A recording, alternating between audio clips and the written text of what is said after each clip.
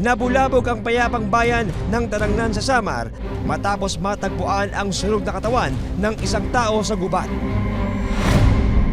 At sa dagat, sino ang nasa likod ng pagpaslang? At paano nangyari ang krimen? Pinasok po niya yung bahay ko. Sa imbestigasyon ng mga pulis, lumilitaw na may isa pang babae ang inatake sa parehong lugar. Pumasok sa bahay ng isang residente ng Barangay Karunghan sa Tarangnan, Samar ang isang lalaki. Mayroon siya lang inakyat siya sa sa bahay nila ma'am ng madaling araw. Dito, nadatnan niyang natutulog ang dalaga na itinago namin sa pangalang Jelly.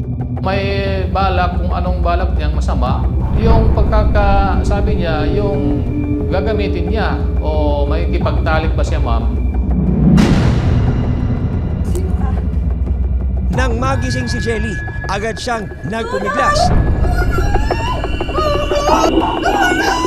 at humingi ng tulong.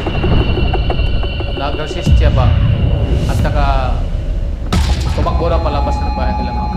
Noong mga oras na yun, nakatakas naman ang lalaking nagtangkang gumahasa kay Jelly.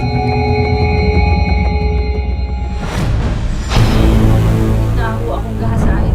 Hindi lang ako nanlaban at nakalabas agad ng bahay.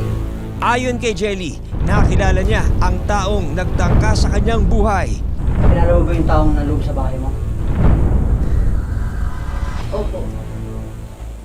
Ito po si Danny. Sino ang lalaking ito? Lingid sa kaalaman ng mga kawani ng barangay. Problema mo, ha? Sa gitna ng pagpapablatter ni Jelly ng tangkang panggagahasa sa kanya, isa na namang babae ang malalagay sa tiyak na kapahamakan.